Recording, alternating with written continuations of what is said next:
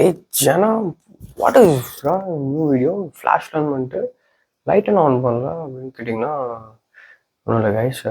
சும்மா ஒரு புதுமைக்காக இந்த ஃப்ளாஷு. என்ன எதுக்காக இந்த பதிவுனா, போன வாரம் நான் ஒரு ட்ரிப் போனேன். ஜாலியாக இருந்துச்சு, போயிட்டு என்ஜாய் பண்ண வந்துட்டேன்.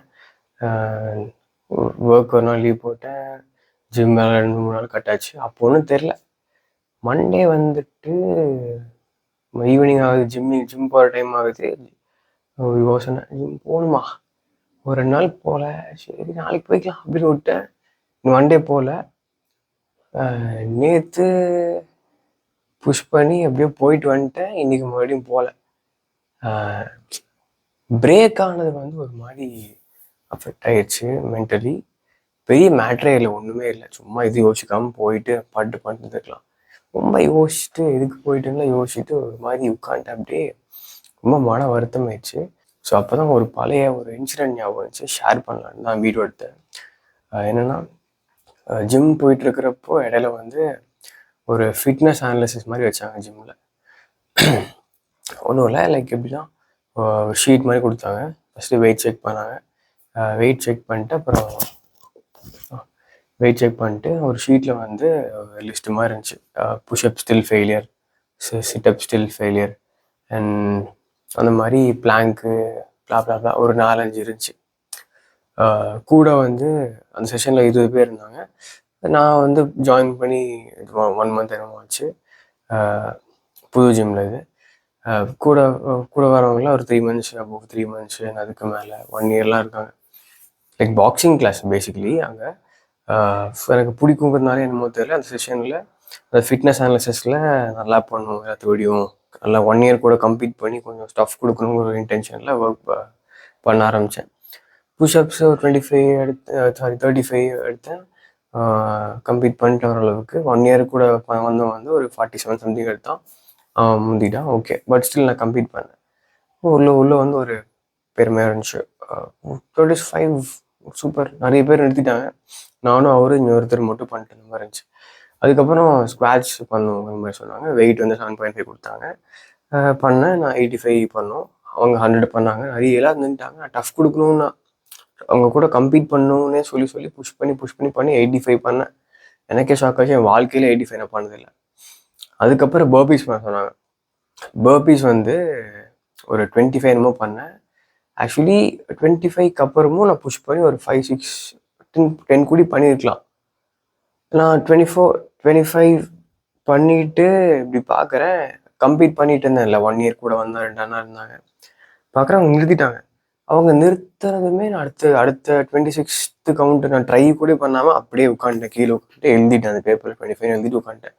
கவுண்ட் பண்ணிட்டு அந்த இண்டிவிஜுவலேட்டர் அந்த அக்கா வந்து இது மாதிரி, ஜனா எதுக்கு நிறுத்தினேன் அப்படின்னு கேட்டாங்க. இல்லைக்கா, கம்ப்ளீட் பண்ணுறதுக்கு யாரும் இல்லை, நிறுத்திட்டேன். ஜனா அப்படி இல்லை, you have to push your லிமிட்ஸில். நீ உன்னோட லிமிட்ஸ் தான் புஷ் பண்ணிட்டுருக்க, அவங்களோட லிமிட்ஸ் புஷ் பண்ணியிருக்காங்க, நீ அவங்கள பார்த்து நிறுத்தின அப்படின்னாங்க.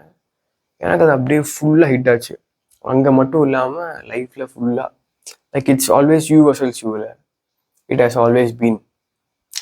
ஸோ இப்போ கூட நான் இப்போது ஒன்றுமே இல்லை. இப்போ நினச்சா ஜிம்முக்கு தான் எந்திரிச்சு ரெடியாகி போயிட்டு வந்துட்டே இருக்கலாம். யோசிச்சுட்டு ரொம்ப ஓவர் திங்க் பண்ணிட்டு இருந்தேன். ஸோ அதான், ஸோ அப்படி பண்ணக்கூடாது.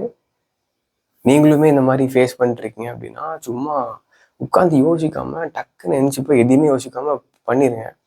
Just show up. நல்லா போயிட்டு February மாதம் வந்து வேற மாதிரி போயிட்டு இருந்தது. சூப்பராக எல்லாம் கரெக்டாக வந்துட்டு இருந்தேன்.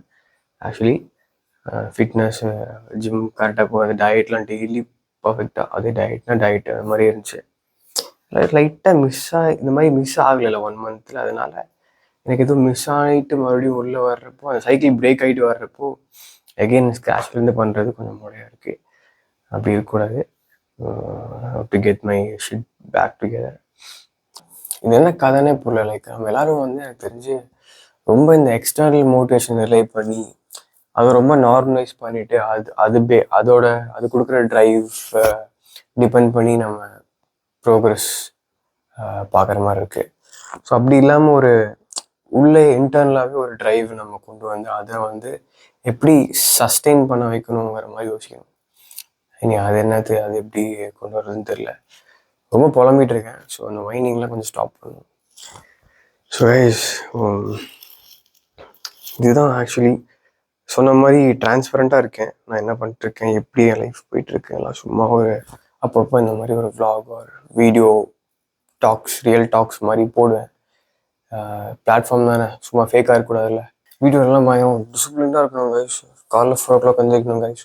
டயட்லாம் மிஸ் பண்ணாமல் சாப்பிடணும் கைஸ். அப்படிலாம் பேசிட்டு ரியல் லைஃப்பில் பர்கர் பீஸா சாப்பிட்டு காலைல 10 மணிக்கு எழுந்துச்சி உட்காந்து அந்த மாதிரிலாம் இருந்தானா வேஸ்ட்டு. அப்படி இருக்கிறது பிரயோஜனமே இல்லை. ஸோ அப்படி இல்லாமல் நான் பார்த்துக்கணுன்னு இருக்கேன். மணி ஆயிடுச்சு, 12 மணி ஆக போகுது. தூக்கமே வரல. ரொம்ப யோசிச்சுட்டே இருந்தேன், போடலாமா வேணாமா. இனி இதே உட்காந்து 1/2 மணி நேரம் யோசிச்சுட்டு இனி இதுவுமே போடாமல் போயிடலான்னு சொல்லிட்டு எடுத்து போட்டேன்.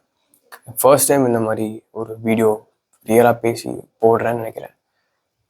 ஸோ அதான், போய் தூங்குங்க கைஸ். பை.